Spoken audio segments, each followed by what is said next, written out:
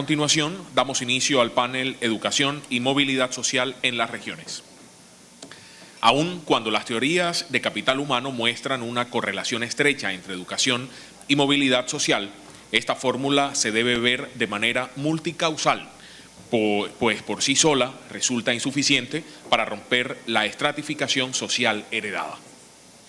En este panel se presentarán trabajos académicos y reflexiones en torno a los desafíos que tiene la educación para la inclusión social a nivel regional y sus barreras y oportunidades desde una perspectiva multidimensional, teniendo en cuenta la presencia de disparidades económicas y oportunidades especialmente a nivel regional.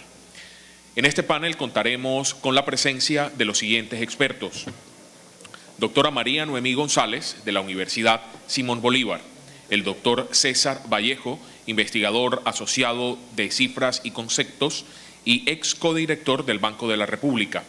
Asimismo, estará en el panel el doctor Jairo Parada, de la Universidad del Norte, y también el doctor William Arellano, de la Universidad Tecnológica de Bolívar. A todos ellos invitamos a seguir al escenario.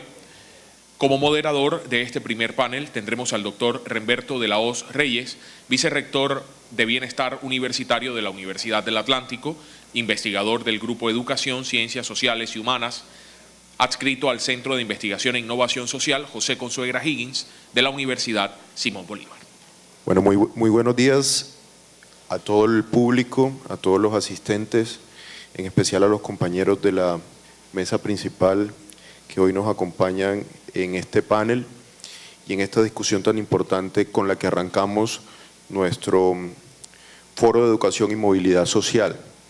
Quisiera iniciar recordando a manera de anécdota que el fundador de nuestra Universidad Simón Bolívar, con la cual la Universidad del Atlántico también tiene mucha afinidad, sobre todo en la medida de la atención a poblaciones que revisten unas condiciones muy particulares de orden socioeconómico entre su población estudiantil. Nuestro fundador, José Consuegra, viene también de un proceso importante de movilidad social. Recordemos que él procede del municipio de Isabel López, del departamento del Atlántico, cerca a Sabana Larga. Hace todo un periplo que lo lleva a sus estudios de educación superior en la ciudad de Bogotá y luego regresa al Caribe colombiano, al departamento del Atlántico, a hacer grandes contribuciones en diferentes escenarios públicos y privados, por supuesto. En esa medida, este sueño de la Universidad Simón Bolívar, que consolida, procediendo de ser rector de la Universidad del Atlántico, también es un ejercicio de movilidad social importante y de construcción a los procesos de desarrollo social de la región Caribe colombiana. El objetivo del panel de esta mañana es presentar algunos trabajos académicos y reflexiones en torno a los desafíos que la región tiene con respecto a los procesos de inclusión social, a los procesos de movilidad social sobre la base de la educación fundamentalmente. Existe mucha correlación, como se ha venido estableciendo, entre la educación y la movilidad social. Desde diferentes perspectivas como las que vamos a tener en la mesa de hoy, desde la perspectiva de la educación, cultura, económica, vamos a mirar cómo se viene estableciendo ese proceso, cómo se viene desarrollando ese proceso en la región Caribe, fundamentalmente en términos particulares y en términos generales, cuáles son las variables que más inciden en los procesos de movilidad social. En este panel se debatirá la movilidad social a nivel regional y sus barreras, así como sus oportunidades desde una perspectiva multidimensional, porque entendemos que es un fenómeno que reviste de muchas causas, teniendo en cuenta la presencia de disparidades económicas y oportunidades especialmente a nivel de la región Caribe colombiana. Cada uno de los panelistas va a tener 20 minutos para su presentación, hará una presentación magistral. Posterior a las presentaciones se abrirá una discusión a través de las preguntas de los que están presentes en el auditorio, que pueden hacer llegar a la mesa a través de el personal de apoyo que se encuentra en la sala. Esas preguntas pues orientarán esa sección de cierre donde concluiremos y finalizaremos con las principales conclusiones de la discusión de la mañana de hoy. Iniciamos con las damas, por supuesto.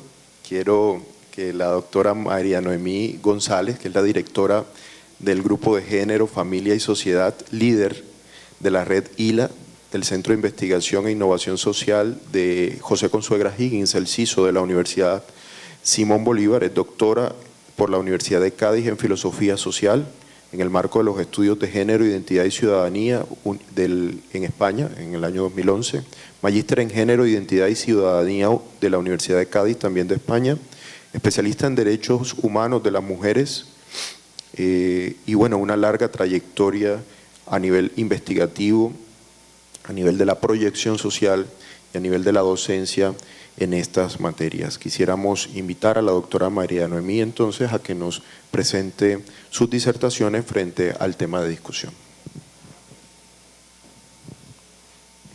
Buenos días, muchas gracias por la invitación y bueno, es un punto de reflexión del por qué tenemos que iniciar las mujeres, ¿no?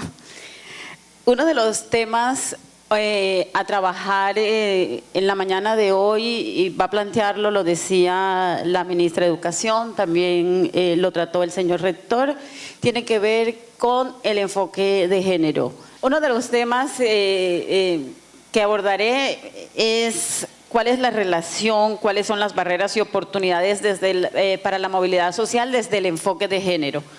Realmente mi disertación no va a estar casi tan alineada a lo bonito, ¿verdad?, que está haciendo el proceso en el país, sino a los grandes problemas estructurales para empezar a reflexionar en este foro. La metodología con la que voy a presentar es diciendo, pues nadie presta atención después de decir tres cosas, después de uno decir tres cosas ya nadie quiere prestar atención, así que por lo tanto mi exposición se centrará en tres preguntas que tendrán cada una introducción y tres reflexiones que en vez de generar respuestas van a seguir complejizando. Cuando hablamos de movilidad social estamos hablando de un tema que está bastante estudiado en Colombia y que realmente tengo yo a mi alrededor los más estudiosos. No quiero decir yo que pueda cometer un error frente a quienes realmente han hecho una trayectoria, y tiene que ver con el desplazamiento que tiene un ser humano, ¿verdad?, una persona, en el estatus social, en sus condiciones económicas, en una mejor calidad de vida, y que para ello existen dos procesos, uno es la educación y otro los méritos que tenemos cada uno para lograr poder tener, ¿verdad?, esa calidad de vida, esa mejora de ingreso. Un tanto, por ello hay desde los temas que se han estudiado en Colombia, pues Gaviria ha sido uno de los mayores estudiosos y con mayor tradición en el tema, y él plantea que movilidad social, para trabajar el tema movilidad social, parece indicar que en Colombia esforzarse en ser talentoso no es una garantía para escapar de la pobreza. El nivel de movilidad social nos muestra qué tan determinantes son las condiciones iniciales de una persona para la materialización de los logros que alcanzará en la vida. De modo que cuando en una sociedad el nivel de movilidad social es bajo, ser inteligente y disciplinado no es suficiente para salir de la pobreza. En mi reflexión vengo a cuestionar que ser mujer duplica el riesgo de ser pobre, y el ascenso de estatus tiene un suelo pegajoso y un techo de cristal.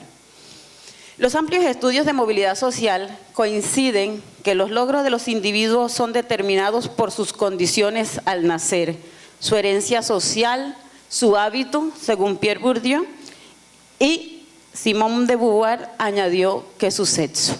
Aquí voy a centrar mi reflexión.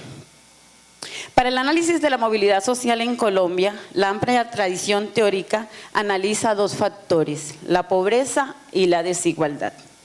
Colombia ha ido disminuyendo los indicadores de pobreza, pero según el informe del Banco Mundial del 2017, es el segundo país más desigual de América y el tercero del mundo según la ONU en 2017, después de Haití y Angola. Estamos hablando de un aumento en la brecha de desigualdad. Por lo que las tres preguntas con las que inicio mi reflexión son: si en Colombia se disminuyó el índice de pobreza y estamos aumentando el índice de movilidad educativa, lo dijo la ministra, ¿por qué no se refleja en los índices de movilidad social y desde dónde estamos enfocando nuestra lectura para su análisis? La segunda pregunta es: ¿se puede plantear como hipótesis que a mayor índice de movilidad educativa de las mujeres en Colombia hay una mayor inmovilidad social? Y el tercero, ¿por qué es importante un análisis desde el enfoque de género a la movilidad social en la región Caribe? Para empezar a complejizar sobre la primera pregunta es si se disminuyó los índices de pobreza y estamos aumentando el índice de movilidad educativa, ¿por qué esta no se está reflejando en un índice de movilidad social y desde dónde estamos enfocando esta lectura para el análisis? Una de las respuestas inmediatas que han dado los estudiosos del tema es porque no tenemos igualdad de oportunidades. Esa es una respuesta clara.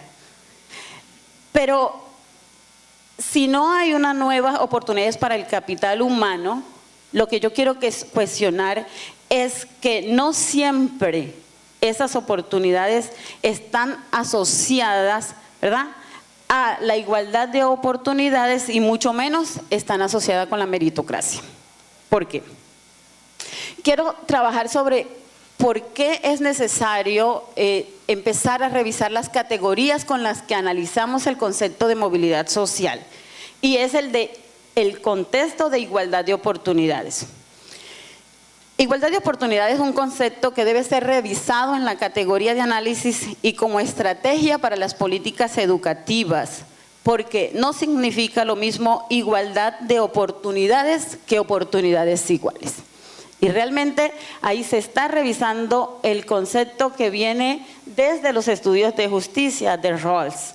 ¿Por qué? Porque cuando nosotros hablamos de igualdad de oportunidades, estamos hablando del concepto en el que dice que todos los individuos tengan la misma posibilidad y derecho a acceder al bienestar social. Pero como cuando cambiamos el orden de la pregunta, ¿y qué son oportunidades iguales? Es el punto de partida con iguales ventajas para acceder a este bienestar separado entre los factores que no se escogen como la circunstancia y factores que el individuo escoge como el esfuerzo. Entonces, no hemos elegido nacer en una familia pobre, ¿verdad? Eso es una circunstancia, y para este caso yo no elegí ser mujer, ¿verdad? Luego, ¿cómo esto se asocia con el esfuerzo? Replantear el concepto desde donde se analiza la movilidad social a través de la educación se hace necesario. ¿Por qué? Porque los marcos teóricos se han quedado limitados y no responden a la realidad del momento. Y los últimos desarrollos teóricos son aún más preocupantes, que es el intercambio de nuestra humanidad por dispositivos de producción, lo que se llama la fábrica del sujeto neoliberal. Para el caso liberal, que ha sido trabajado con la estrategia y el eslogan del Ministerio de Educación, que dice que con educación de calidad se evita la condena de ser pobre por herencia.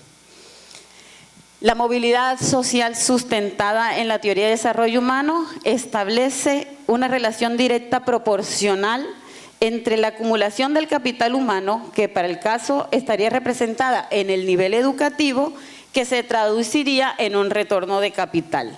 La teoría sostiene que a mayor nivel de educación hay un mayor nivel de productividad y por ello un mayor nivel en nuestros ingresos. Por lo tanto, la educación generaría un beneficio social y garantiza el mejor nivel de ingreso. El capital humano genera una serie de insumos que fomentan el desarrollo económico.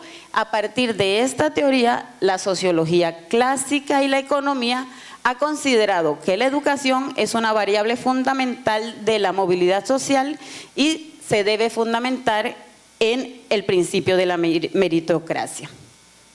Ya hemos hecho esas revisiones para medir la movilidad social y hemos analizado, ¿verdad?, que no está generando los indicadores que se planteaba la teoría. Entonces la pregunta es, ¿qué ha pasado para reflexionar de este marco teórico?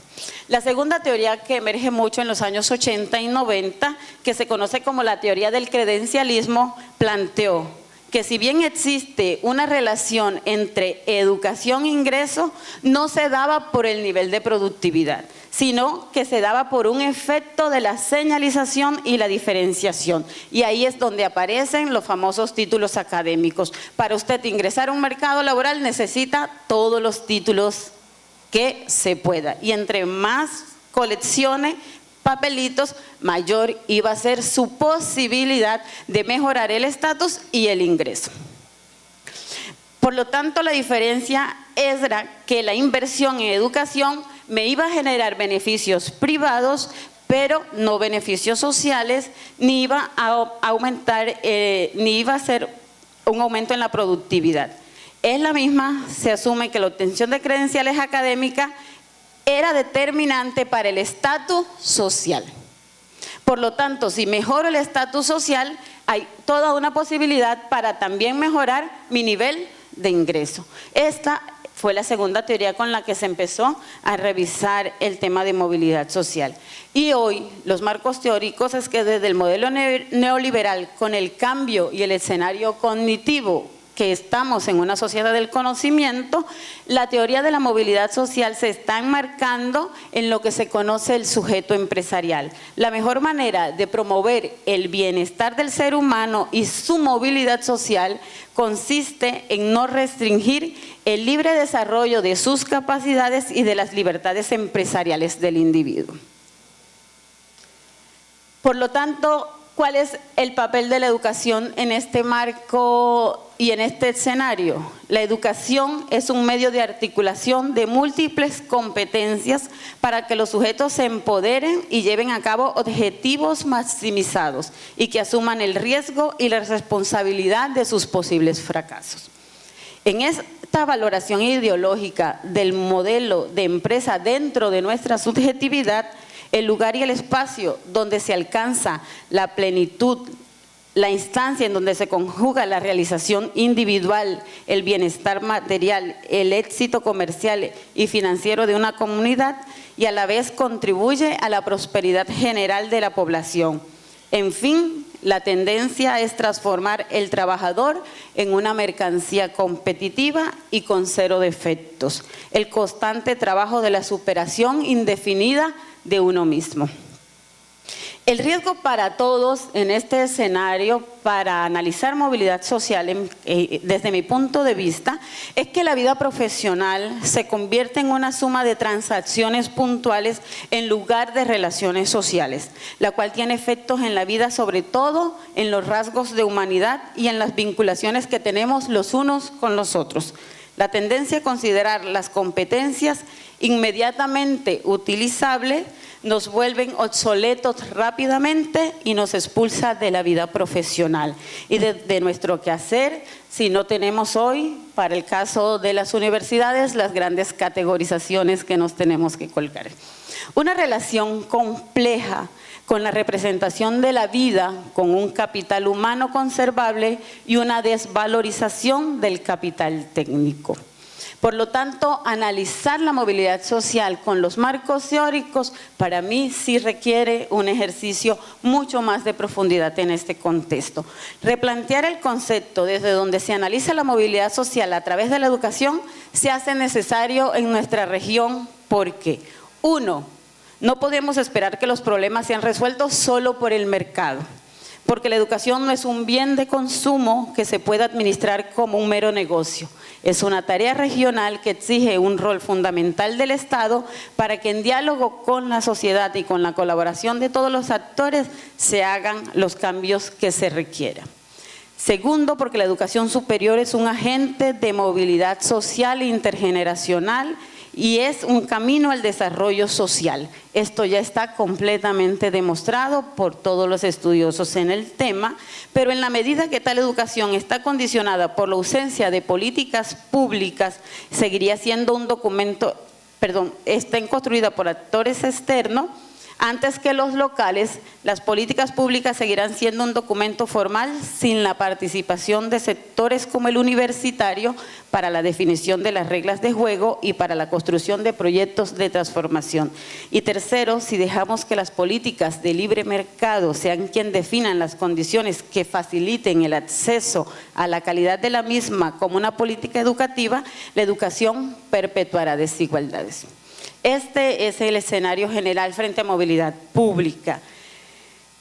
Y luego la segunda pregunta es, ¿por qué realmente preocupan los marcos teóricos para plantear la siguiente hipótesis? Y es por qué a mayor índice de movilidad educativa de las mujeres en Colombia hay una mayor inmovilidad social.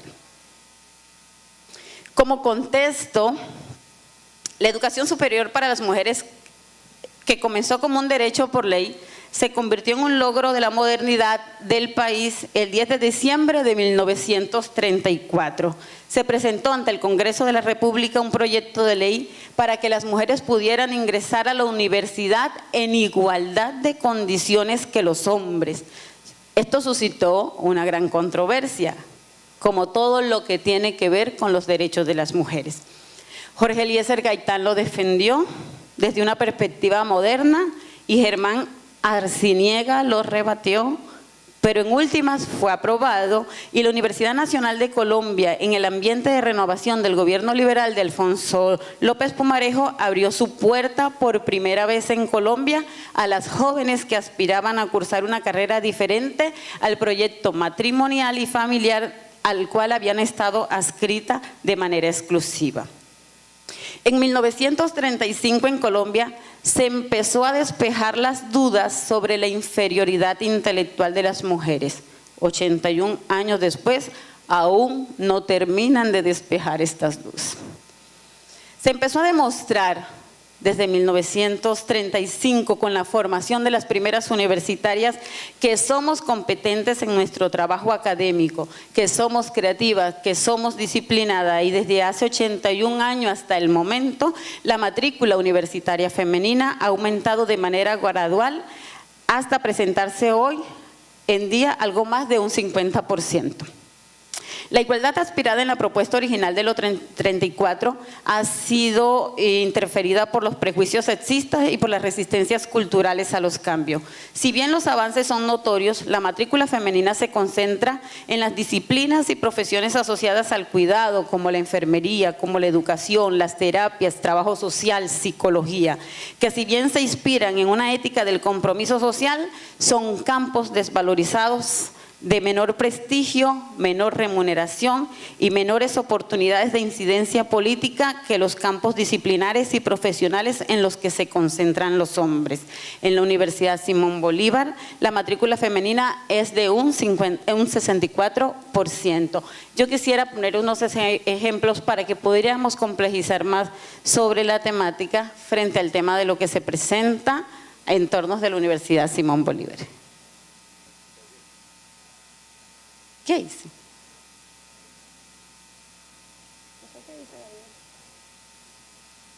Sí. Lo que queremos, yo necesito levantarme porque no voy desde aquí. Lo que queremos analizar, ya. Y mirar, es que hemos dicho que las mujeres estamos ocupando una matrícula universitaria pues en temas de cuidado. Yo he querido analizar dos carreras de la Universidad Simón Bolívar que no tienen una tradición feminizada, ¿verdad? Pero en dos carreras como es el área de la salud y como es medicina, como es las ingenierías. ¿Qué es lo que está pasando? Cuando nosotros vamos hacia el Observatorio Laboral para la Educación, hemos visto que para el caso de la Simón Bolívar, en el área de la salud, tenemos desde 2015 y 2016, vamos a tomarlo como ejemplo, 78 graduados, de los cuales 71 graduados están cotizando, tenemos un 91% de investigadores que cotizan, con un salario de ingreso de 2.862.333. Así inician los hombres que se gradúan en la universidad a trabajar en el mercado laboral. ¿Cómo lo hacemos las mujeres? Cuando hagamos la lista de las mujeres, son 39 mujeres que están en ciencias de la salud, con 21 mujeres cotizando, y la tasa de cotizantes de 53, estamos cotizando menos mujeres, pero iniciamos y arrancamos a trabajar con el concepto de igualdad de oportunidades, hombres y mujeres con un marco, con un grado igual, con un esfuerzo igual para el título. Empezamos las mujeres ganando 1.702.000. Me devuelvo. 2.862.000, 1.702.000. Es decir, cuando hay que revisar igualdad de oportunidades, no es lo mismo que oportunidades iguales, ¿verdad? Esto para el caso del área de la salud. Podríamos decir, no, pero el área de la salud engloba todas las carreras de la universidad. Vemos una carrera desagregada, como es la de la medicina, donde los hombres en 2015 tienen un 97% de cotización con un salario de 307, y las mujeres empiezan con uno de 3029, ¿verdad? Si vemos otra de las carreras, analizamos que para el área de las ingenierías, en el 2016 tenemos un 78 punto tasa de cotización en los hombres con un salario de 1.534.000, y las mujeres inician con 1.133.000. Si lo complejizamos con clase social, podemos ver entonces que entre las egresadas de las universidades Simón Bolívar, la Universidad de los Andes, que se supone que es una de las universidades con élite, o la Universidad del Norte, las mujeres en la Universidad Simón Bolívar, que se gradúan de la Universidad Simón Bolívar, inician con un salario de 1.133.000, las de los Andes 1.949.000 y la del Norte 1.450.000. Por lo tanto, empezar a revisar el tema educación, mujer y movilidad social debe estar también complejizado con el tema de clase social y género. Esto como para empezar a analizar en Colombia el debate, y lo vamos a decir por qué en las 3 reflexiones.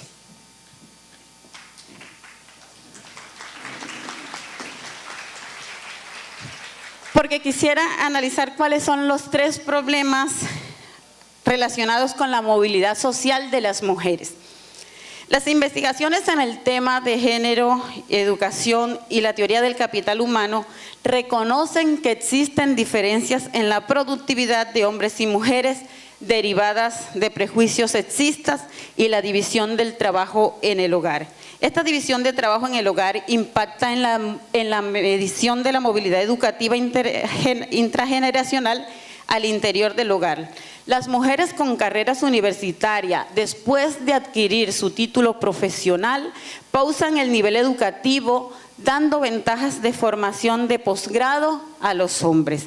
A esta división del trabajo se suma la segregación laboral que las mujeres ocupan en el mercado de trabajo. La ocupación de espacios laborables flexibles para compatibilizar la vida laboral y familiar.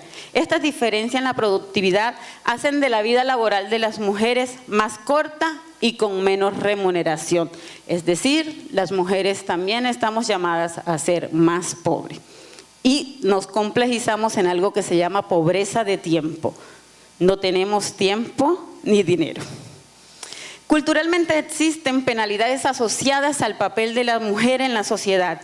Dichas penalidades hacen que las mujeres tengan menos salarios que los hombres. La segregación va en línea de si las mujeres están casadas y se complejiza si se casa, si tienen más hijos, ¿verdad? Estas realidades son captadas por el mercado laboral y minimizan el desarrollo laboral. Los salarios son fundamentales en la toma de decisiones dentro de la familia para invertir o no en educación, y por ello el salario de las mujeres implica una menor inversión educativa. Bueno, como ya tengo que volarme porque se me acabó el tiempo, es importante un análisis de género en la región del Caribe colombiano a través de una pregunta, y es ¿qué papel juega el género en la movilidad social intrageneracional en el Caribe colombiano. Para mí urge una respuesta, porque las mujeres estamos igualando y superando la matrícula universitaria y estamos apostando a la educación como transformación de nuestra vida. Por ello, se hace necesario entablar diálogos entre movilidad social y género para ampliar el abordaje conceptual. El reto es poder construir un desarrollo teórico e investigaciones articuladas. Es importante porque, primero, los estudios de género ya han denunciado la reducción del estudio de la movilidad social, diciendo solo se estaban revisando los varones. En segundo, en la actualidad los estudios que comienzan a incorporar las mujeres en los estudios de movilidad social se están dando más por el resultado de la presión de los nuevos tiempos políticos, como los indicadores de desarrollo del milenio, ahora los ODS, y que por el real incremento de la participación de las mujeres en el mercado de trabajo, y de nuevo se están ampliando sin definiciones y sin respaldos teóricos. El mundo realmente se está dividiendo, el mundo laboral se está dividiendo naturalmente o estadísticamente entre varones y mujeres. Incluso la definición va mucho más allá, que siendo más próxima a la versión sustancialista de sexo. 3. Los estudios de movilidad social ligan la noción de clase social para el análisis de la movilidad social de las mujeres y solo tiene una característica, y es los hallazgos a través de la suposición. Se supone que las mujeres no avanzan por ser madres, se supone que las mujeres no avanzamos por casarnos, se supone porque las mujeres no logramos el score bancario, ¿verdad? Pero es importante la introducción de consideraciones de género en el estudio de las inequidades sociales para lograr alcanzar este tema. Y en conclusión, es importante plantearnos que tanto los estudios de movilidad social como género se pueden compatibilizar, porque ambas teorías son sensibles a una aproximación a la realidad social desde el punto de vista de los individuos. Segundo, porque ambas teorías encuentran un espacio para la decisión consciente de los ajustes en materia de género y movilidad social, particularmente desde la biografía de las personas. Y tercero, porque el rol de los hogares como centro de producción de género y de movilidad social son unos espacios importantes para emprender investigaciones conjuntas. Emprender el camino de pensar diálogos posibles entre la teoría de género y la teoría de la movilidad social implica renunciar a posiciones fundamentalistas o cómodas de las metodologías de estudio y reevaluar la idea que hay supuestos epistemológicos incompatibles. Y lo último y lo más importante, hay que dejar de tener pavor a los estudios de género. Muchas gracias.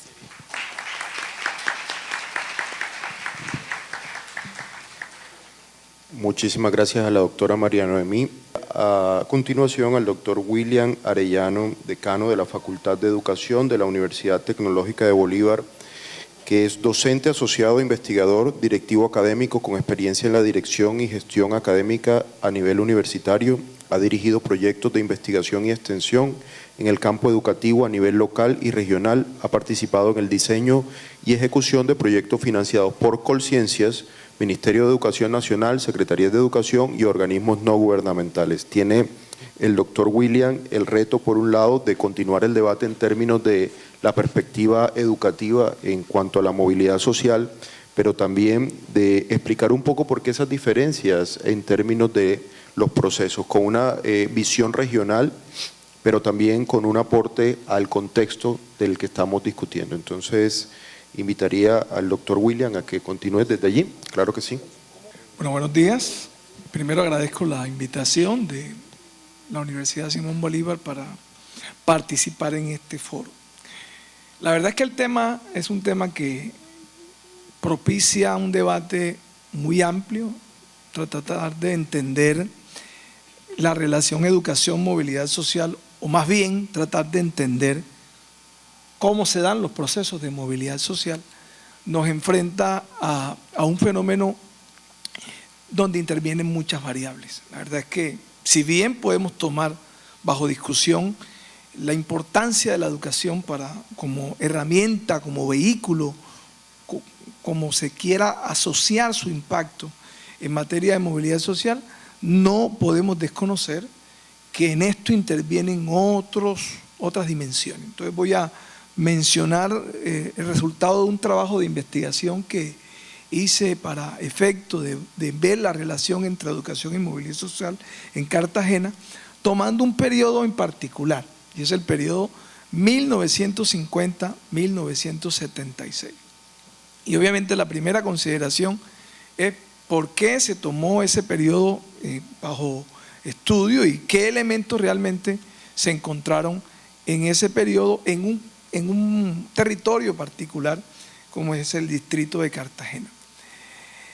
En esa búsqueda y en esa discusión, pues naturalmente nos corresponde abordar varios aspectos de tipo teórico. O sea, pues se hace una revisión de trabajos y lo primero que nos encontramos es que hay estudios muy bien elaborados que nos muestran lo que ha sido para Colombia el tránsito de un país con unas tasas de educación a principios del siglo XX muy bajas y el acceso que podíamos tener a educación podía darse en algún grado para educación primaria y era muy escasa la participación de la población en educación secundaria, lo cual nos pone de presente que el país viene con unos retos históricos y que solo hasta 1950 comenzamos a tener un cambio en cuanto al acceso a la educación. Ya de ahí nos ponemos en un hecho reciente, porque estamos hablando de poco más de 70 años en los cuales comenzamos a ver en la educación, desde la política educativa, un interés traducido no solo en la vinculación a los planes de desarrollo que el país comenzó a organizar a finales de la década del 50, sino naturalmente en la inversión que el Estado comenzó a darle a este sector. O sea que quiero que dividamos el tema de los indicadores en dos momentos, antes del 50 y después del 50. O sea que antes del 50 teníamos un bajo acceso a los indicadores educativos y lo que teníamos era algo de matrícula en primaria. Pero ese mismo proceso de querer aumentar los indicadores en educación estuvo acompañado de unos cambios, de otros procesos que en el país se venían dando, cambios de orden demográfico, cambios de orden económicos, cambios de orden político, es decir, el país tenía varios retos que vencer. Y obviamente había una presencia importante de la iglesia, había una presencia importante de los partidos políticos en lo que se brindaba como oferta educativa, y en esa primera mitad del siglo XX podemos decir que era una oferta educativa privada, en donde podían tener acceso a ella ciertos grupos sociales. O sea que teníamos un serio problema de acceso. No podíamos estar discutiendo en ese momento en el país y en ninguna de las regiones temas como pertinencia o calidad, que obviamente son temas que han tomado una relativa importancia recientemente y que todavía, frente a la necesidad de mejorar pertinencia y calidad, hay un debate por hacer. Pero a partir de los años 50, con todos los cambios económicos, con todos los cambios demográficos, un crecimiento poblacional, un desplazamiento de la población hacia las urbes, unos cambios productivos que llevaron al país a tener unos cambios en los sectores productivos que emergieron, eso comenzó a generar dos tipos de presiones. Una presión social de la población en las urbes que demandaba educación y una presión de los sectores productivos por recibir una mano de obra diferente a la que podíamos ofrecerle para efecto del empleo. Entonces, todos esos elementos, una estructura económica que cambió, un país que comenzó a modificarse en su población y en su distribución urbana rural, eso generó necesidades que se vieron reflejadas en el tema educativo. Trabajos como los allí señalados y otros más que obviamente en el país se han hecho, que procuraron en ese momento mostrar los rezagos que teníamos en educación y los factores que podían estar explicando por qué en materia educativa el país estaba arrancando tarde. Y tarde digo porque fue a partir de 1950, y esta gráfica pues muestra con mucha precisión, esa en particular muestra la matrícula de primaria, y podemos ver lo que sucedió después a partir de la década del 50, y es que las líneas, la discontinua corresponde a matrícula privada y una de las que está por encima continua, la más delgada, corresponde a la matrícula en establecimientos oficiales. O sea que antes de ese momento podemos encontrar una matrícula bastante baja, pero a partir de los años 50, al menos en primaria, comenzamos a notar un cambio importante. También sucedió lo mismo en la matrícula registrada en secundaria, es decir, fue hasta 1950 que empezamos a ofrecer en establecimientos la posibilidad real de que la población ingresara al sistema educativo más allá, obviamente, del acceso a primaria. Eso ya nos da a entender por qué la importancia de haber tomado como punto de partida 1950, que obviamente a partir de allí muchos estudios han denominado 1950 y hasta mitad de la década del 70 como el periodo de expansión educativa en el país. Entendida esa expansión educativa como un acceso real ya a la educación primaria y como un aumento importante en educación secundaria. Todo esto obviamente nos enfrentó a muchos retos, y en particular lo que llevó a que pensáramos en esto como un tema de investigación fue tratar de explicar qué elementos no solamente podían mostrarnos si hubo o no movilidad social, entendida esta como la incidencia de la educación en la misma, niveles educativos de hijos frente al nivel educativo alcanzado por los padres como movilidad educativa, pero también el estatus laboral, es decir, el tipo de trabajo alcanzado por estos hijos frente a la ocupación tradicional de sus padres. La combinación de estos dos elementos, movilidad educativa y los cambios en el estatus laboral, son los que entendemos como movilidad social. Y puede que necesariamente el uno no conduzca al otro, o sea, puede que necesariamente los cambios en movilidad educativa no estén impactando inmediatamente el tema social. Se requiere y se habla de movilidad social en la medida en que no solamente se tiene un mayor acceso a la educación, sino que si esa educación mayor te brinda oportunidades en materia de empleo y a partir de allí de ingresos y a partir de allí de acceso a otros bienes. Esos elementos fueron los que se plantearon como interrogante en el estudio. Esos números que aparecen en la tabla nos muestran algunas cifras ya particularmente de Cartagena. Y podemos notar en tan solo 10 años, datos de 1965 hasta el 74, como en materia de establecimientos y de matrícula. La matrícula pasó de cerca de 39.000 estudiantes matriculados a cerca de 68.000 estudiantes matriculados. Y cómo pasamos de tener cerca de 1.100 docentes vinculados al sistema a algo así como 1.900 docentes matriculados. Eso nos muestra que ese proceso de expansión no solo se dio a nivel nacional, sino que las regiones vieron mejorados sus establecimientos y vieron aumentados inmediatamente la matrícula.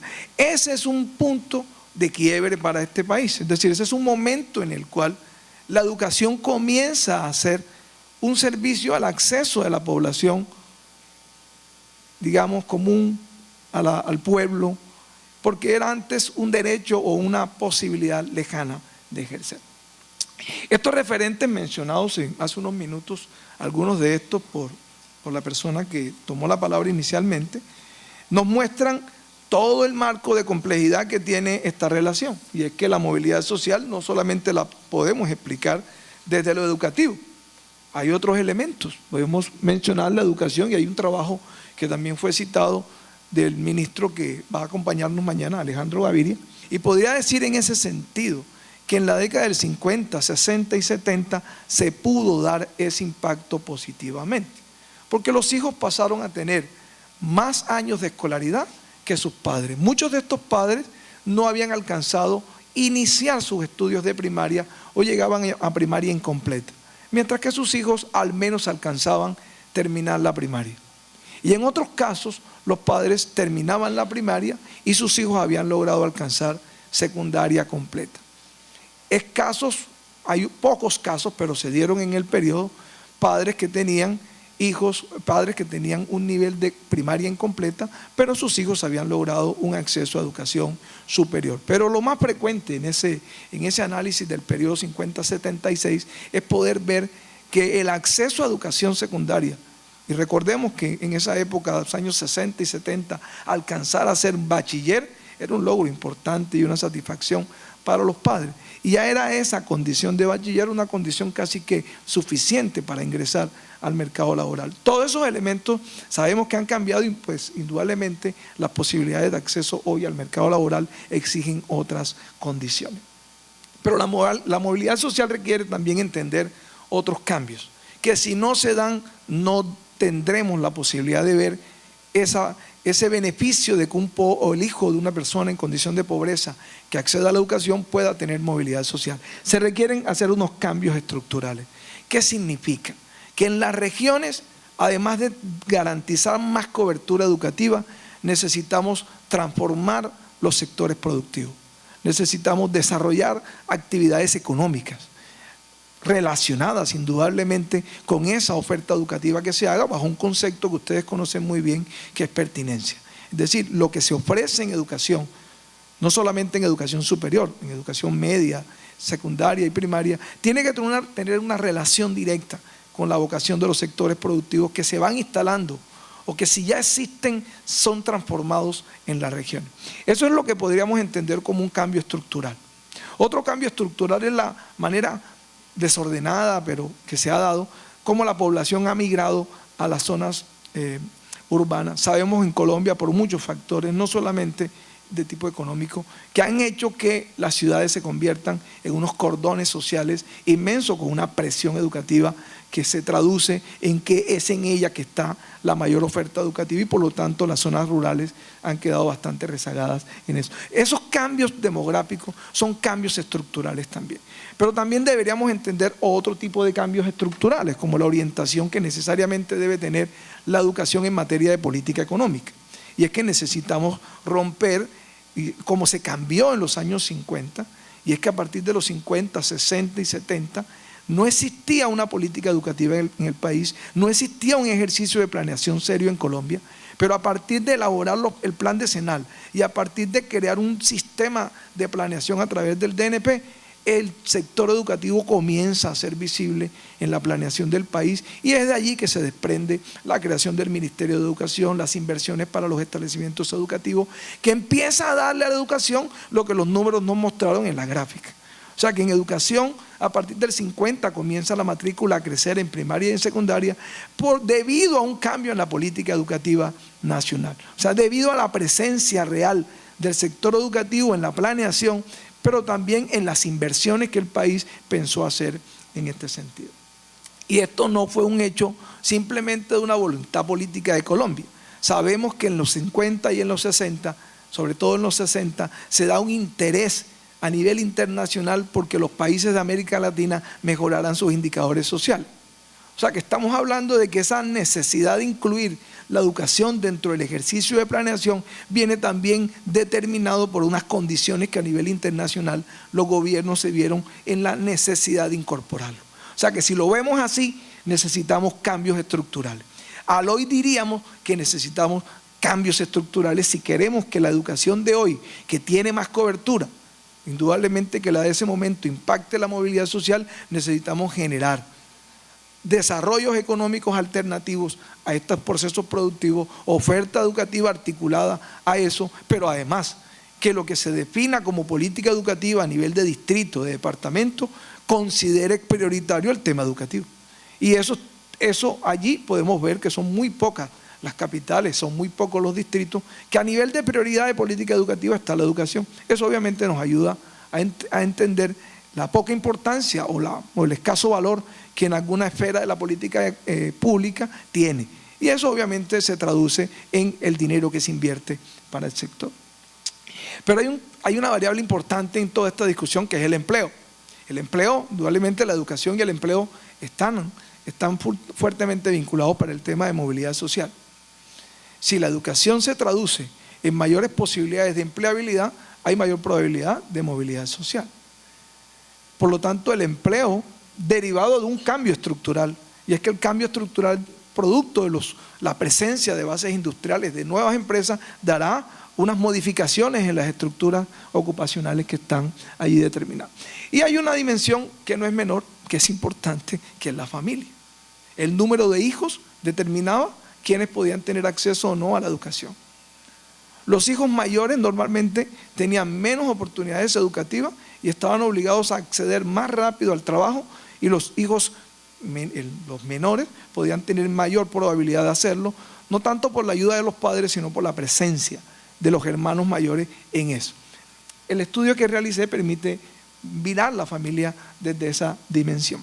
Y hay una parte muy importante del núcleo familiar, y es la familia materna. En ausencia de la posibilidad de que los padres pudiesen costear la educación de los hijos, los tíos maternos jugaron un papel importante en la posibilidad de apoyar, no solamente en lo económico, sino en la orientación y en el estímulo que se requiere para efecto de que un joven que termina su secundaria o su media pueda efectivamente ver en la educación los incentivos que se requieren para poder ingresar a este tipo de educación. Entonces, cuando mezclamos estos cuatro componentes, nos acercamos a algo que en la instalación mencionaba Marcos. Marcos mencionaba en el previo de la presentación de la ministra que él entendía que era un problema complejo, en donde intervenían muchas variables, y que él esperaba que en este foro se mencionaran algunas de esas otras variables. Bueno, la revisión de estos referentes ayudan a entender algunos de esos aspectos. ¿Cómo vamos? Perfecto, voy a adelantar. El trabajo que desarrollé fue dentro del marco de un trabajo doctoral, de mi tesis doctoral, y lo enfocamos con dos metodologías. Primero, demostrar a través de la construcción de un índice de movilidad si hubo o no hubo movilidad social en Cartagena a partir de la educación en el periodo 50-76. El último dato de 0,84 que aparece en la proyección indica que se pudo demostrar que sí. Y eso era previsible en la medida en que sabíamos, todavía hoy, muchos padres de familia que tienen sus hijos matriculados aquí, nos mencionaba el rector, no habían alcanzado sino primaria completa. O sea, el efecto de que el hijo termine secundaria o termine media ya inmediatamente produce movilidad educativa. Y por supuesto el ingreso a educación superior, pero terminar la educación superior con calidad y pertinencia pues dará mayor posibilidades de proyección. O sea que se pudo demostrar. Pero la otra parte del estudio involucró hacer una revisión de historias de vida, identificando algunos relatos de personas, hijos e hijas de campesinos, comerciantes, obreros, trabajadores que estudiaron su primaria y su secundaria en el periodo 50-76, y demostrar no solamente que ellos efectivamente sí ingresaron a la educación y lograron más años de escolaridad, sino que permitió que estos ingresaran al empleo. Ahí se encontraron lazos débiles como determinantes, es decir, amigos y conocidos como factor clave para ingresar al primer empleo. Y cómo también se hizo tránsito real al acceso a la educación. Y ahí se encontraron los lazos de la familia extensa a través de la familia materna. Por lo demás, obviamente, el trabajo se enmarca en la necesidad de seguir identificando que si queremos como tema de estudio la movilidad social, las opciones de relación con otras variables son muchísimas. Y si queremos que la educación que hoy se imparte sea generadora junto con otras variables de movilidad, toca mover otras locomotoras u otros motores al tiempo para efecto de que la educación pueda tener las modificaciones en el estatus y en las condiciones de vida de los niños, niñas y jóvenes que estudian en nuestra región. Gracias. Muchísimas gracias a nuestro decano de la Facultad de Educación de la Universidad Tecnológica de Bolívar por su intervención. Creo que ha logrado sintetizar de manera importante el ejercicio de investigación que se hizo para el distrito de Cartagena durante el periodo mencionado, además de la debida sustentación de la escogencia de ese periodo, la contribución muy interesante desde la perspectiva de la medición de el proceso de movilidad social a través del índice. Nos acompaña a continuación el doctor Jairo Parada, profesor asociado del Departamento de Economía de la Universidad del Norte, economista de la Universidad del Atlántico, con una maestría en Administración de Southern Illinois University de 1985 y un PhD en Economía de la Universidad de Missouri, Kansas City. Profesor titular de la Universidad del Atlántico, fue decano de la Facultad de Ciencias Económicas, profesor asociado de la Universidad del Norte desde 2004 y coordinador del doctorado en Economía, además de consultor y asesor en estas materias. Doctor Jairo Parada, tiene usted la palabra. Bueno, buenos días a todos. Gracias a la Universidad Simón Bolívar por esta invitación que me han hecho. Y he aprovechado esa invitación para difundir un poco algunos trabajos de investigación que hemos hecho en la Universidad del Norte, y el de hoy responde a una investigación que yo asesoré de un estudiante que hoy es economista y que precisamente trabajó el tema de la movilidad social en las regiones. Y como resultado de ese trabajo, por eso he titulado la presentación así, ¿no? La educación no lo es todo. Y he hecho esto porque, como muchos han señalado, que los que me han antecedido con toda la razón, en nuestro medio se ha difundido la idea que con la educación vamos a resolver los problemas del país, los problemas de pobreza, los problemas de exclusión. Y lo que yo trato de señalar en este trabajo es que eso es necesario, pero no es suficiente.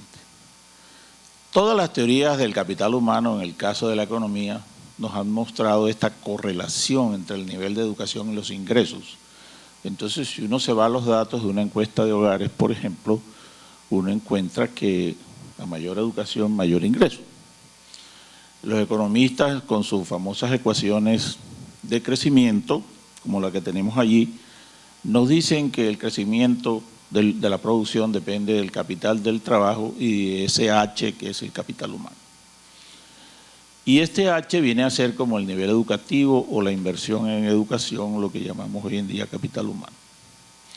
Entonces, aparentemente todo está definido, ¿no? La econometría nos muestra que hay asociación entre niveles de educación e ingresos, pero, como digo ahí, se trata de una asociación y no de causalidad. O sea que este es un proceso que puede ser endógeno, donde la educación puede impactar al ingreso, pero el ingreso a su vez impacta la educación. Y entonces, y si uno reflexiona sobre la ecuación que tanto se utiliza para justificar estas políticas, la gente no observa que este H está dentro de la función de producción, no está afuera. ¿Qué quiere decir esto? Que la inversión en educación da resultado cuando la gente está vinculada a la producción de bienes y servicios y logra un mayor ingreso. Si una sociedad educa y no logra que esa población se vincule, entonces podemos caer en un problema de sobrecalificación de la población o podemos caer en graves problemas de desempleo profesional, lo cual nos conlleva a un desperdicio de capital humano. Luego, como los que me han antecedido lo han señalado, basta ser educado para obtener mayores ingresos. La evidencia empírica, por lo menos de este trabajo que se hizo, fue un trabajo bastante dispendioso, se encontró, hombre, sí, la educación es condición solo necesaria para lograr un mayor ingreso, pero evidentemente que no es suficiente.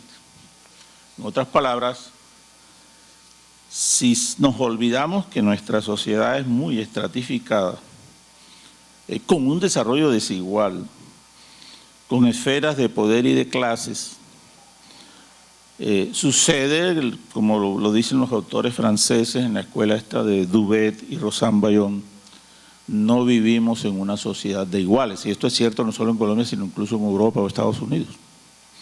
En otras palabras, toda la construcción de Occidente se ha hecho sobre aquellas tres palabras de la Revolución Francesa: libertad, igualdad y fraternidad, pero al capitalismo contemporáneo se le ha olvidado la segunda, igualdad.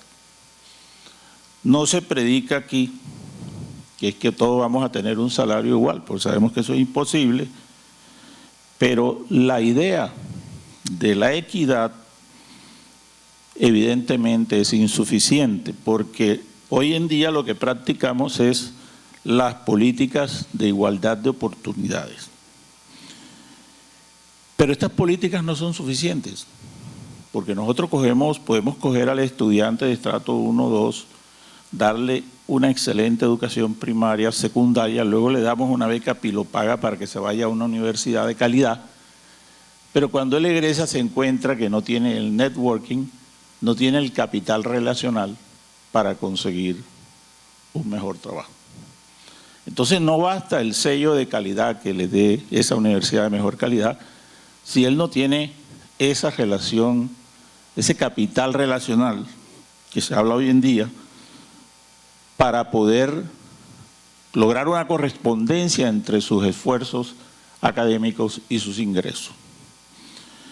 Entonces, la sociedad moderna, con la consigna liberal de Rawls, justamente es que le vamos a dar las oportunidades a los más pobres de los pobres y así se resuelve el problema, le damos una buena educación, una buena salud a los pobres y con eso ellos despegan en su vida. Se nos olvida de que en la sociedad los corredores no están en las mismas pistas y por lo tanto unos que reciben buena educación y buena salud están en una mejor pista que los otros. Entonces, por eso las sociedades políticamente se tienen que comprometer con este tema, no solo de igualdad de oportunidades, sino de igualdad en la sociedad. Y como aquí se señaló, por los que me antecedieron, los datos en Colombia son aberrantes. Nuestra sociedad es profundamente desigual y es resistente a las reformas. Nosotros estamos viviendo ahora con este proceso de paz que se está enredando, donde las tímidas propuestas del Acuerdo de La Habana se están desbaratando ante una sociedad que no quiere hacer ningún cambio. Y las proyecciones políticas indican que tal vez eso va a seguir así por 4 años más.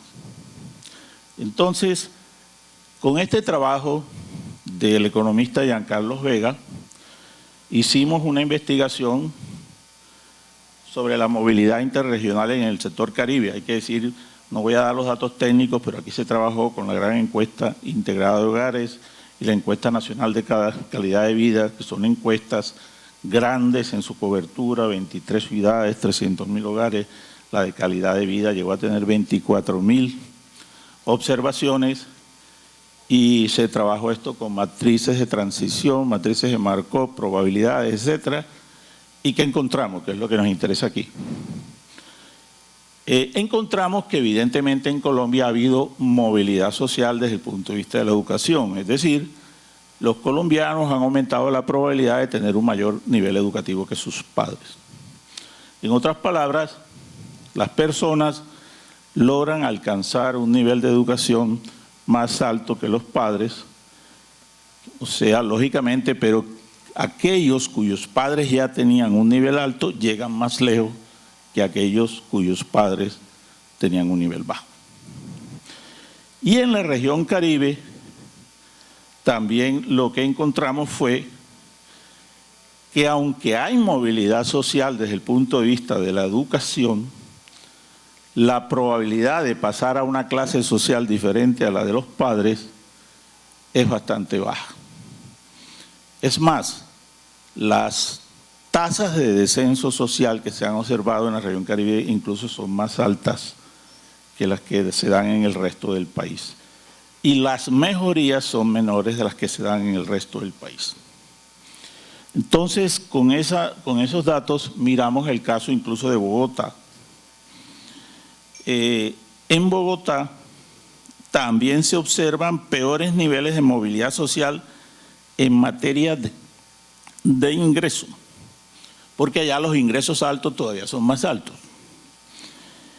Y le sigue, en el análisis interregional, le sigue la región Caribe, pero la región Caribe, por estos factores estructurales, institucionales y culturales y económicos, tiene una mayor rigidez en los niveles de ingresos bajos, es decir, la gente estudia y no logra romper tan fácilmente el tema de los ingresos bajos, como aquí nos mostraron con los ingresos de los profesionales. Entonces, en Bogotá, por ejemplo, se observa que los padres reproducen la clase de mayor estatus, es decir, las clases altas se reproducen con mayor facilidad, acceden a las mejores universidades, tienen el mejor networking para que sus hijos lleguen a los mejores puestos. Y las disparidades regionales en educación, en síntesis, son menores en un 22% entre las regiones, pero en ingresos a nivel de las regiones las disparidades son del 60% y cuando pasamos a factores como ocupación ya llegan a un 162% de acuerdo a un índice que se calculó. Es decir, en síntesis, la movilidad social en educación sí ha ocurrido con más fuerza en el interior del país, con menos fuerzas en la región Caribe, pero la movilidad en ingresos y ocupación es baja. O sea, Colombia sigue siendo una sociedad bien excluyente, bien estratificada, de donde los que están arriba siguen estando muy bien, los que están abajo mejoran un poco, pero no mejoran mucho, y los que están en la mitad luchan por conservar su estatus. Entonces, en este tema de la educación, incluso ha habido muchos estudios, recuerdo uno que vi del Perú, donde se hizo un estudio sobre personas que terminaban la universidad, y como allá el tema de raza, así como se señaló aquí el tema de género es importante, luego se miró cómo le había ido a esos egresados según la raza, porque allá fácilmente se identifican los que son de origen indígena o los que son origen blanco. ¿Y qué se encontró? Bueno, se encontró que con la educación los de origen indígena mejoraban, pero no mejoraban igual de los de origen blanco. En otras palabras, cuando nosotros hacemos estos estudios de ingreso y educación, hay que controlar por muchas variables para ver qué tanto realmente le pega la educación al ingreso. Entonces, yo terminaría diciendo que contra lo que se cree, nosotros tenemos una estructura social que magnifica la riqueza, el poder y el prestigio. En otras palabras, hay que reconocer lo que dice el ministro Gaviria de que sí hemos avanzado, es decir, de no caer en el culto de la fracasomanía, de que aquí no se ha avanzado. Evidentemente que en movilidad social, en materia educativa, sí hemos avanzado más en las otras regiones que en el Caribe, pero aún en el Caribe hemos mejorado mucho.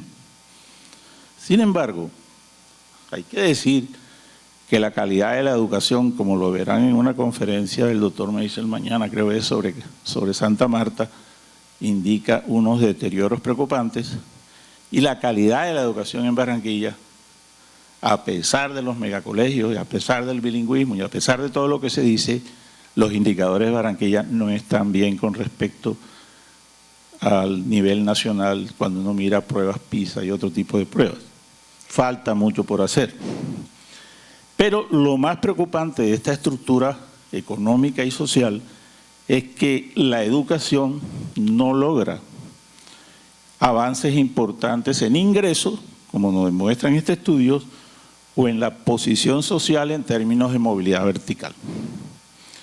Y en las regiones más pobres, lógicamente la movilidad económica es mucho menor frente a la movilidad educativa. Es decir, los hijos logran un nivel de educación más alto que el de los padres, mejoran un poco el ingreso, pero no mucho.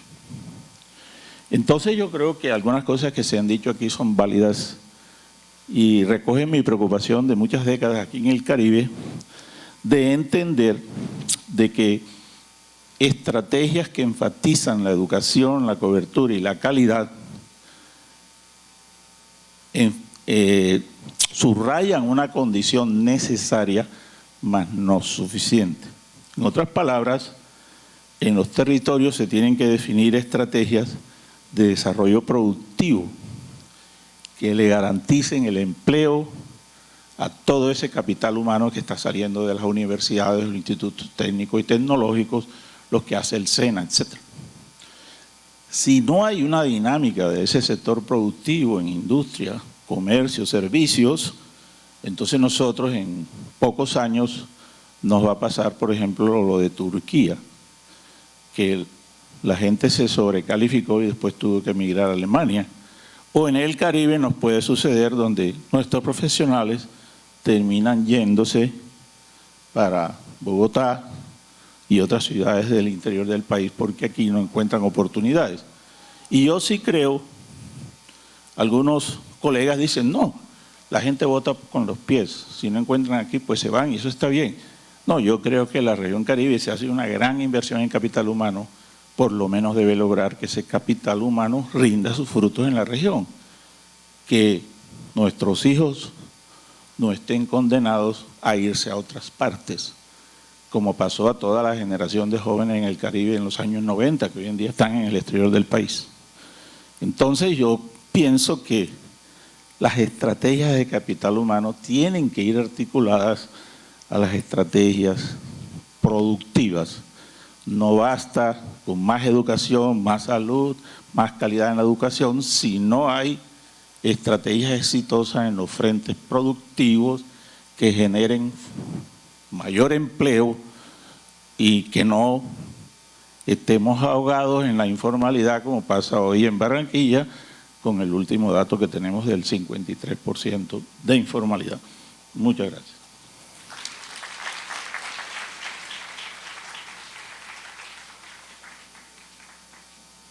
Muchísimas gracias al doctor Jairo Parada.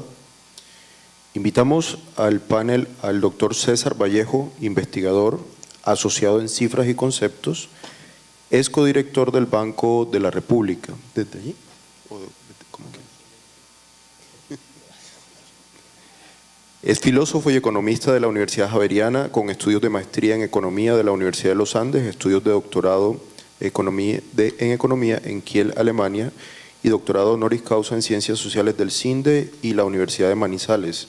Se ha venido desempeñando en diferentes cargos en la Junta Directiva del Banco de la República, fue rector de la Universidad Autónoma de Manizales, director del Centro de Estudios Regionales Cafeteros y Empresariales CRECE, decano de Ciencias Económicas y Administrativas de la Universidad Javeriana, consultor del Banco Mundial y el BID y de las Naciones Unidas. Fue director del Departamento Nacional de Planeación, viceministro de Hacienda, jefe de Inversión Pública en el DNP y actualmente es investigador asociado en Cifras y Conceptos con publicaciones sobre el desarrollo regional y la educación principalmente. Bienvenido. Muchas gracias. Bueno, yo quiero primero felicitar a los compañeros de panel, porque fueron 3 presentaciones fundamentadas en trabajos académicos muy importantes y profundos. Yo no voy a llegar a ese nivel de profundidad, yo voy a hacer simplemente unas reflexiones fundamentadas más en la experiencia. Cuando uno tiene muchos años, ya la experiencia empieza a pesar mucho más que la academia que uno haya podido hacer antes. Eso lo primero, y lo segundo, agradecerle de una manera muy especial a la universidad, por supuesto, y felicitarla por este evento, pero particularmente a la doctora Patricia Martínez por la invitación que me hace a compartir con ustedes también algunas ideas. Quiero empezar hablando de educación y movilidad social. Y creo que en los trabajos que se acaban de presentar se hizo un análisis conceptual importante sobre movilidad social, particularmente la doctora María Noemí, y también sobre educación y los alcances. Yo no resisto la tentación de hacer algo no tan profundo. A mí me llamó mucho la atención, como al director del Heraldo, el himno de la universidad, que enfatiza en el tema, supongo que es como su gran lema ciencia y libertad. Y pensaba yo, esto resume realmente cuál es el objetivo de la educación. Ciencia y libertad. Y me acordé de la frase de Kant en el epílogo a la crítica de la razón práctica, cuando él dice que hay dos cosas que le generan admiración creciente cada vez que piensa en ellas: el cielo estrellado sobre mí y la ley moral en mí. El cielo estrellado, yo creo que difícilmente puede uno encontrar una imagen más bella para representar el conocimiento. Todo el ámbito del conocimiento, la dimensión profunda, la dimensión inagotable del conocimiento. Yo siempre he dicho que el ser humano es muy peculiar, es un ser limitado con posibilidades ilimitadas. Y yo creo que eso lo manifiesta Kant de una manera muy bella cuando lo compara el conocimiento con el cielo estrellado. Pero para Kant eso no basta. Le falta algo. Uno podría decir que a Kant no le bastaba la crítica de la razón pura. Él se vio lo obligado a complementarla con la crítica de la razón práctica. Y es la ley moral en mí, decía él. Y la educación tiene que abarcar ambas cosas. El conocimiento, por supuesto que sí, en todas sus dimensiones, pero también los valores, la formación en valores. Y para Kant eso no está en la iglesia, eso no está en la Constitución, eso no está en la familia, eso está en mí, la ley moral en mí. Y yo creo que la educación debe realmente enfocarse en eso. Yo me temo que muchos esfuerzos educativos se olvidan un poco, por lo menos, de lo segundo. Entonces, cuando estoy yo pensando en educación, estoy pensando en eso, no solamente en la calificación y en los años de escolaridad es más o menos la variable o la forma como medimos la variable educación, años de escolaridad, sino que estoy pensando en el despliegue del potencial diferente de cada quien. Ahora oyendo yo al doctor Parada, yo pensaba, o alguno de ustedes tal vez, o al doctor Arellano, pensaba, claro, la desigualdad es tremenda, pero yo también pensaba, yo creo que el ser humano tiene derecho a la desigualdad. Esa es una afirmación bastante agresiva, si ustedes quieren, pero en el sentido de que somos diferentes. Cada individuo es diferente. Yo creo que es necesaria la equidad, por supuesto que sí. Me gustó mucho el análisis que hacía la doctora María Noemí cuando ella decía no es lo mismo igualdad de oportunidades que oportunidades iguales, algo parecido creo que decías. Pero también tenemos que ser conscientes de que el ser humano es profundamente individual y profundamente social al tiempo. Y ambas cosas son de la esencia. Y no podemos sacrificar ni lo individual en beneficio de lo social, ni lo social en beneficio de lo individual. Y yo creo que la educación tiene que tratar de ir a eso. Tal vez este gran educador Kohlberg dice que el ser humano debe, cuando habla de la autonomía es la capacidad de tomar decisiones basadas en principios y valores. Creo que eso puede ser así. Eso en cuanto a la educación. Y en cuanto a la movilidad social, creo que lo que se ha dicho es realmente impecable y muy completo. Yo lo tenía aquí como una especie de, yo decía, es el aprovechamiento de las oportunidades que debe tener cada persona, toda persona. Y ahí está el concepto de equidad que traen los analistas de movilidad social. El aprovechamiento, no solamente tener las oportunidades, es la capacidad de aprovecharlas, el aprovechamiento para mejorar el nivel de vida y, diría yo, la capacidad de participar. Es el aprovechamiento de las oportunidades para mejorar el nivel de vida, claro, el empleo, el ingreso es muy importante, pero no basta con eso, es la capacidad de participar, de ser autónomo también transformando juntamente con la sociedad, de participar en la dimensión política, en la dimensión económica y social. Eso diríamos como una introducción, algunas reflexiones sobre los conceptos. Ahora, Aquí se ha dicho muy claramente que el impacto de la educación sobre la movilidad social se hace fundamentalmente a través del impacto que tiene sobre el crecimiento. Me parece que el análisis que se ha hecho, particularmente el estudio que mencionó el doctor Parada y que expuso, muestra muy claramente eso. Hay toda la teoría del capital humano, está ahí detrás de eso, pero él dice muy claramente, aquí es un tema, es una condición posiblemente o sin el posiblemente necesaria, pero claramente no es suficiente. Yo pensaba en Cuba, por ejemplo. Cuba tiene, yo creo que la cobertura 100% en educación, incluso la educación superior.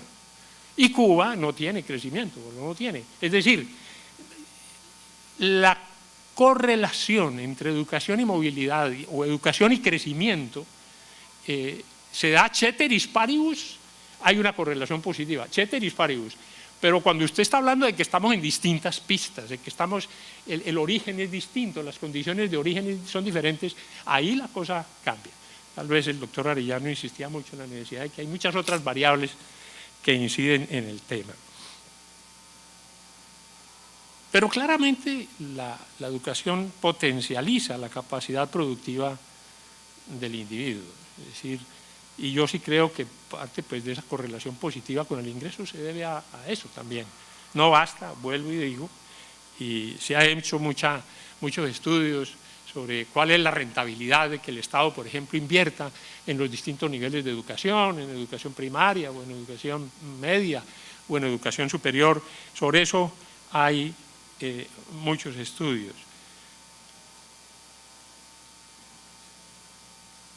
Esta mañana se mencionaba el caso de Finlandia y yo creo que Finlandia pues, que es un ejemplo que normalmente se trae cuando se habla de educación, es muy importante. Y uno podría pensar el caso del desarrollo de los Estados Unidos está muy asociado a través de todo el siglo pasado por la inmigración de personas, de científicos y de personas con un nivel educativo muy alto de Europa que se vinieron a los Estados Unidos. Y Estados Unidos se los trajo todos.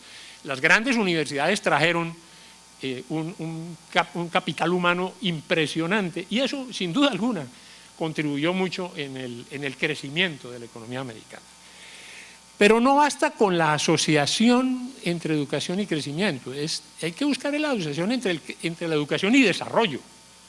Y ahí pienso yo en Amartya Sen, cuando define el desarrollo como libertad. Y por eso, sin desconocer, por supuesto, la importancia que hay entre educación y empleo, educación e ingreso, no sé si eso llega hasta abarcar el concepto de libertad en todo el sentido, de fortalecimiento de la autonomía, de la capacidad de transformar. Eso me parece a mí que es particularmente importante. Nosotros hemos estado haciendo en Cifras y Conceptos un trabajo muy bonito en relación con instituciones de educación superior y en una de las encuestas le preguntamos a los estudiantes, bueno, a usted cuando escoge la universidad, ¿qué busca? Entonces dice, no, la calidad de los profesores, pero también la posibilidad de mejorar las opciones de empleo, etc. Pero cuando le preguntamos, ¿y usted por qué escoge una determinada carrera? La respuesta es clara. Buscamos la realización personal. Y esa es la variable que más mueve a los estudiantes. Por supuesto que las otras también. Realización personal. Es decir, no solo ingreso y empleo, realización personal. Yo creo que, y yo sí siento que todos, absolutamente todos, tenemos una proyección hacia el más. Es decir, tenemos un deseo de progreso. Y me parece que eso casi que es de la esencia del ser humano, la proyección hacia el más. Pero también cuando estamos hablando de desarrollo otra vez, por supuesto la educación no es necesaria, pero no es suficiente. Y otra vez, déjenme que, yo no es que sea anticubano, pero para mí el problema de Cuba está ahí. Y por eso para mí, a pesar de los niveles de salud que tiene y de los niveles, comillas, de igualdad que tiene y de los niveles de educación que tiene, para mí no es un país desarrollado, simplemente porque el problema libertad le queda realmente muy distante a la sociedad cubana. Quiero esta es la primera parte. Quiero terminar con 2 ejemplos concretos, antes de entrar a la segunda, que va más al desarrollo regional, que fue efectivamente la tarea que me pusieron. Entonces, hasta ahora no he cumplido la tarea.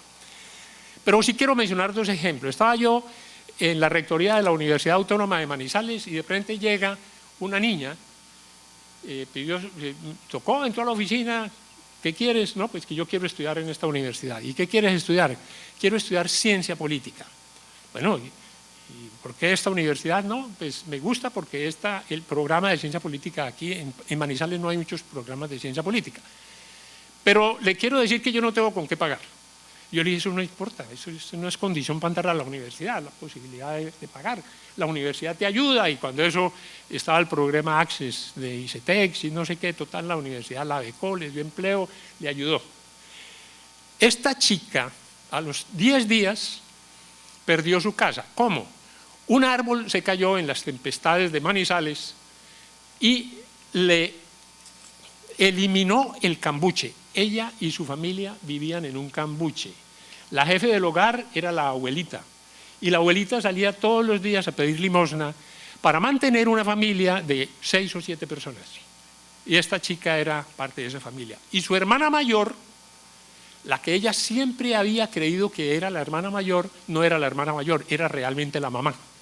Era una persona enferma y eso. Pero bueno, esto les pinto claro, esto es bastante dramático, casi literario, pero es para saber de dónde venía esta chica. Esta chica terminó ciencia política, hizo la maestría en políticas públicas de la Universidad de los Andes y hoy está diseñando políticas públicas en el Distrito Especial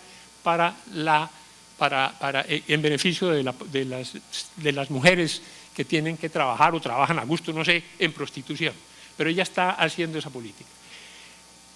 Entre otras cosas, la vocación por trabajar con la prostitución nacía en que su mamá había tenido que acudir a la prostitución. Ese es un ejemplo. El otro ejemplo, un muchacho, 1,90, en Nuquí, se me acerca, yo estaba en Nuquí, habíamos ido a verlo del puerto de Tribugá, se me acerca y me dice, ¿usted es que es el rector de la Autónoma de Manizales? Sí, ¿cómo no? ¿En qué te puedo ayudar? No, pues que yo quiero estudiar en la Autónoma de Manizales. Yo salí de bachiller hace un semestre y no he podido como encontrar. Yo le dije, muy bien, te espero dentro de 8 días. Me llegó a los 15. Y hoy este muchacho terminó su carrera, hizo una maestría y hoy trabaja en la alcaldía de Cali, trabajando en la oficina de planeación de la alcaldía de Cali. Claro, se ha dicho como crítica que muchos de los que en alguna ocasión hablamos de movilidad social, hablamos es con anécdotas. Estas son 2 anécdotas, pero yo creo que ilustran que cuando la gente, los jóvenes, no importa de qué tan bajo en su estratificación social vengan, cuando se les dan oportunidades, los jóvenes salen adelante. Segundo capítulo tiene que ver con el desarrollo regional. Y cuando yo pienso en desarrollo regional, yo no estoy viendo, lo que voy a decir se parece un poco más a la última parte del doctor Parada, a la última. No estoy viendo qué tanta movilidad social hay o no en las regiones, sino qué tanto la movilidad social está asociada al desarrollo regional, porque es distinto, son 2 cosas distintas. Yo puedo tener movilidad social en la región y no tener para nada un impacto sobre el desarrollo regional, eso es así. Y pensando en eso, también la conceptualización me dice, bueno, parta de una definición de región, y yo voy a partir de una que me gusta, que por supuesto se adecua mucho a lo que quiero decir, eso ocurre con los académicos. Y región es un proyecto colectivo, es un proyecto. Dije, la región se construye, la región no existe, no es un territorio con carácter, no, es un proyecto colectivo de largo plazo de una comunidad situada. El concepto de situación es sacado de Carlos Matus, el chileno planificador que fue ministro de planificación de Allende, en fin. Y cuando yo pienso en esa definición, todos los elementos tienen que ver con educación. Una región, la educación y la situación. Y yo quiero decir que los procesos educativos no siempre son situados. Ahí veo yo lo que el doctor Parada decía al final. Es decir, situados quiere decir que tienen una relación con la historia, la geografía, la cultura propia del sitio donde está ubicada la institución. Educación y situación, me parece que es clave. Educación y comunidad, por aquello que mencionaba yo antes, el ser humano como un ser esencialmente individual, pero esencialmente social, pues tiene que ver con la conciencia de especie, ¿no? Que hoy está muy de moda y bueno, estamos en los objetivos de sostenibilidad, pero sostenibilidad se entiende solo si hay conciencia de especie, si no es como una moda, ¿sí? Que nos sintamos parte de la especie. Eso tiene que estar en la educación. Y tiene que estar en la educación la capacidad de afirmar la identidad individual en el reconocimiento del otro. Entonces ya estamos con Kant en la ley moral, ya estamos con Kohlberg en los principios y valores. Educación y largo plazo, educación y autonomía, educación y un concepto que se nos olvida y que es bastante esquivo en desarrollo regional, lamentablemente, y es educación y máximos. En desarrollo regional uno puede hablar de máximos y mínimos. Hay unos mínimos que obviamente todas las regiones tienen que tener, todas. Pero hay máximos que son propios de cada región, que caracterizan a la región, que identifican a la región. Los máximos en la costa son diferentes a los máximos en el eje cafetero. Y allí la educación tiene un papel fundamental, fundamental. No basta con la presencia de la educación, de las instituciones educativas en la región. No basta con eso. A veces están presentes, pero no tienen nada que ver con la región. Son ajenas a la región. No basta con la educación por sí misma, no. La educación no puede ser estandarizada. Por supuesto, hay unos mínimos que son comunes a todos, pero tiene que trascender la estandarización y pasar a lo propio, a los máximos. Y eso quiere decir que cuando hablamos de movilidad social, como el aprovechamiento de oportunidades para mejorar en calidad de vida y de participar en lo político, lo económico y lo social, eso se tiene que dar en un escenario concreto, que se llama región. Finalmente quisiera, y con esto termino, hacer un comentario sobre si eso ocurre en Colombia o no. Primero, y esto es aludiendo a parte de las cifras que se dieron hoy aquí, no recuerdo quién decía, tal vez, ¿no? Hablaban de que tal vez el rector de la universidad hablaba de que más del 90% de los estudiantes son de estratos 1, 2 y 3. Bueno, les quiero decir que eso es casi una característica de la educación superior colombiana. El 80% de los estudiantes de educación superior en Colombia vienen de familias que tienen un ingreso mensual entre 1 y 3 o 4 salarios mínimos. El 80% de los estudiantes de educación superior. Pero yo sí creo que en general la educación, no estoy hablando de educación superior únicamente, sí es algo ajena al potencial diferente de los estudiantes, de los individuos. Hay una presión muy fuerte del sistema, una presión muy fuerte para estar en los rankings, una presión muy fuerte, y se nos olvida que todo el proceso educativo tiene que estar en función de los seres humanos, de seres humanos diferentes. Y creemos que son un grupo homogéneo, estándar, que podemos tratar con los mismos parámetros. Se nos olvida que cada ser humano tiene un potencial enorme y que no podemos medir que este es más inteligente que otro, no, es distinto. Y tiene métodos diferentes de aprender. Entonces yo creo que hay un tema en que nos aleja un poco. La educación es ajena al potencial diferente. Como es ajena a la región y particularmente a lo rural. Yo creo que cuando nosotros estamos llevando educación estándar. No importa si estamos presentes en las regiones, pero no trascendemos la estandarización en la educación, estamos siendo ajenos a la región. Y yo creo que en buena medida estamos expulsando a los estudiantes. Estamos expulsándolos hacia el centro. Y entonces vienen los estudiantes y se vienen a las grandes ciudades, ¿no? Y están saliendo de sus poblaciones pequeñas y están saliendo diríamos, de su origen, dijéramos así por llamarlo de alguna manera.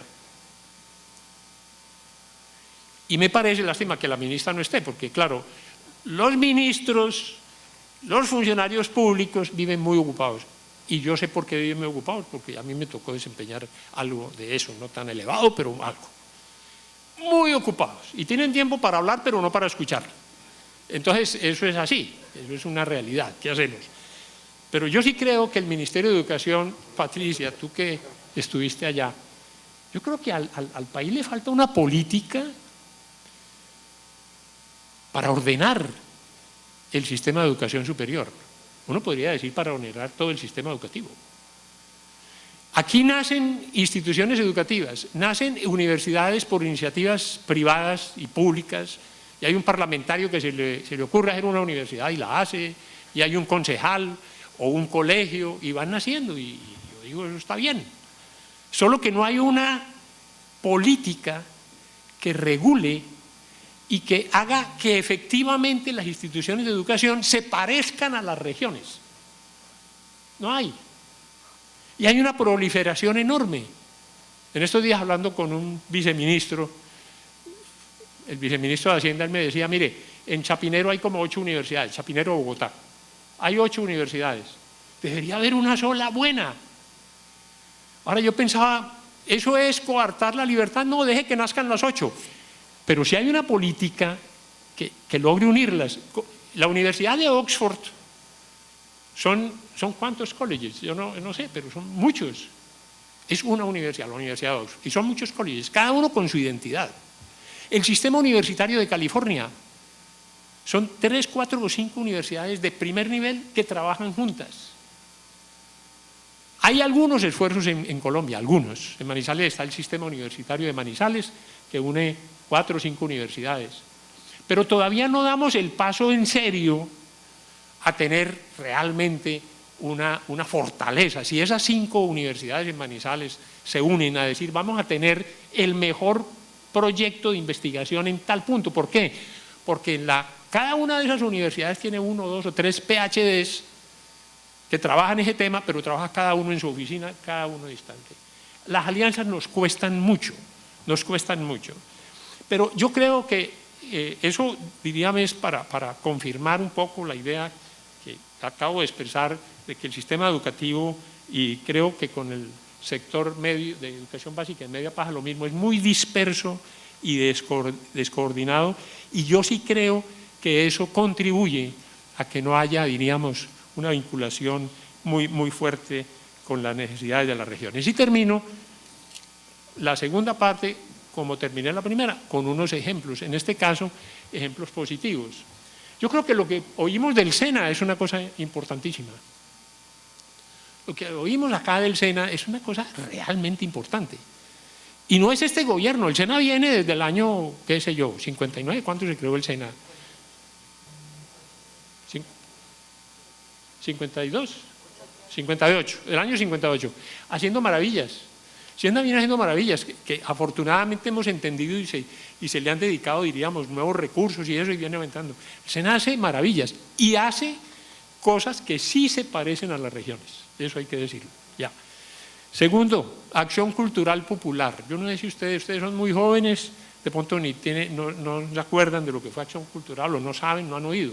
Acción cultural popular fue una idea revolucionaria colombiana, cuando un sacerdote, Monseñor Salcedo, se le ocurrió utilizar los transistores como un medio de educación, y era educación para los campesinos. Y educación popular, acción cultural popular, llegó a tener la emisora más potente de América Latina, Radio Sutatensa, y a través de Radio Sutatensa le transmitía lo que hoy se llama educación virtual, antes era por radio, y era el campesino trabajando en su parcela y oyendo por Radio Fruta Tensa cómo se siembra el maíz, cómo se siembra la papa, cómo se cultiva, cómo se cosecha, en fin. Y al final de la semana lo reforzaban con un periódico que se llamaba El Campesino. Y El Campesino, cada uno lo recibía y ahí le repasaban la lección de eso. Colombia lamentablemente dejó morir Acción Cultural Popular. Me parece que eso es de los errores históricos que ha tenido este país. Pero bueno, hoy nace la educación virtual y hoy nacen ese tipo de cosas. Ese me parece que es un ejemplo importante. Y bueno, porque quizás lo quiero mucho, menciono y con eso termino, Escuela Nueva. Escuela Nueva es una experiencia que difundió el Ministerio de Educación y Escuela Nueva realmente vincula a los padres de familia, hace que los niños a través del gobierno escolar consulten con sus comunidades, es decir, hay realmente una vinculación fuerte entre la comunidad, el entorno y lo que hacen los niños en el colegio. Yo creo entonces, con esos ejemplos, que sí se puede, y hay que apoyarlos y no dejarnos, creo yo, obnubilar únicamente con la meta de figurar en el ranking de Shanghái en las universidades. Muchas gracias.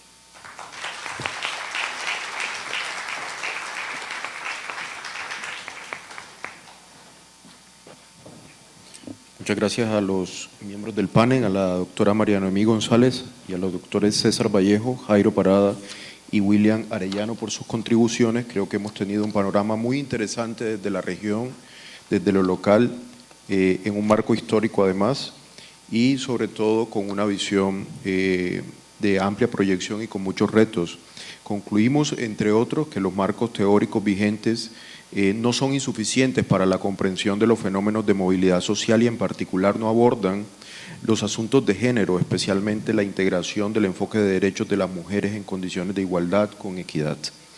Adicionalmente, mediante ejemplos concretos, sobre todo en la Facultad de Salud y Ingeniería de nuestra Universidad Simón Bolívar, se observa que la tesis de igualdad de oportunidades no representa necesariamente oportunidades iguales para las mujeres, y habría que preguntarse que si es necesario entonces que el esfuerzo femenino sea mayor, ¿por qué debería ser esto así?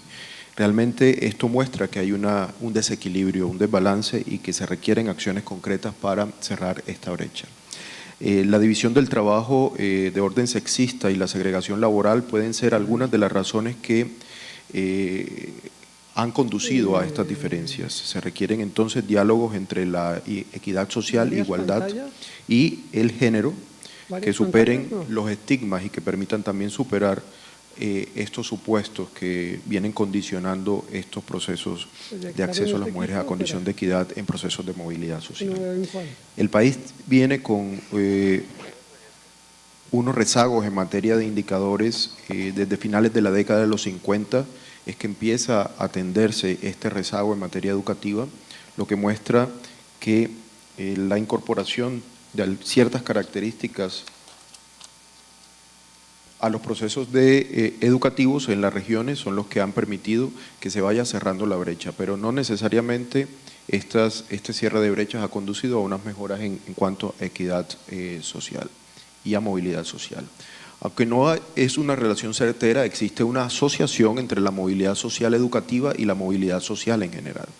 En particular, esta asociación está mediada por una relación del estatus laboral alcanzado posterior a los procesos educativos, a los estudios que se hayan realizado, pero no necesariamente esta relación es de causalidad, es una relación mutuamente, que se afecta mutuamente. La movilidad social debe comprenderse desde la perspectiva de la complejidad en torno a estrategias como la educación, a variables como la educación, el empleo, la familia y cambios de orden estructural que son requeridos como referencia clave para la movilidad social.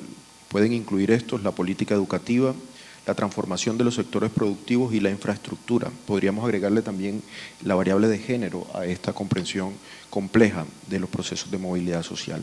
El aporte en términos de la construcción del índice de movilidad social y su medición piloto en el distrito de Cartagena muestra que es posible la determinación de medidas de base e impacto en la materia, que permitan evaluar y direccionar las intervenciones públicas que procuran el desarrollo social.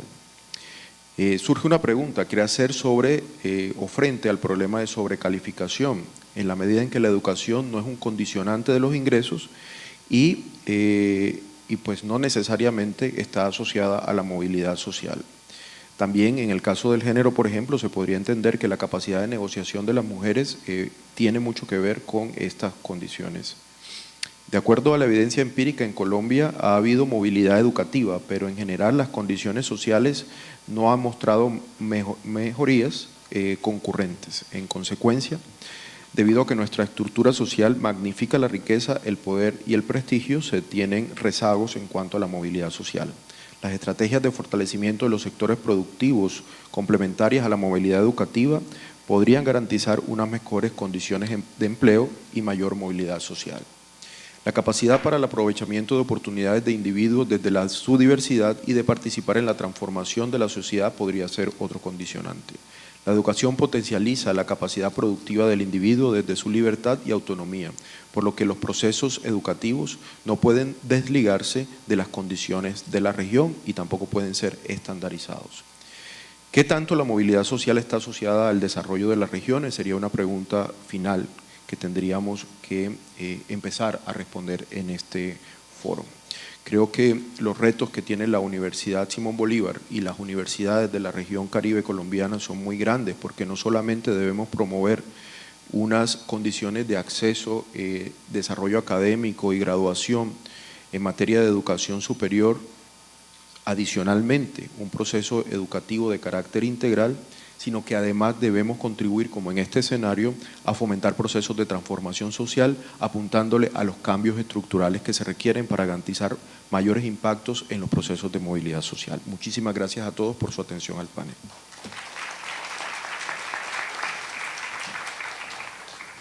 Muchísimas gracias al ingeniero Remberto de la Hoz por esa moderación del panel y a los panelistas, por supuesto, por su asistencia en la tarde de hoy.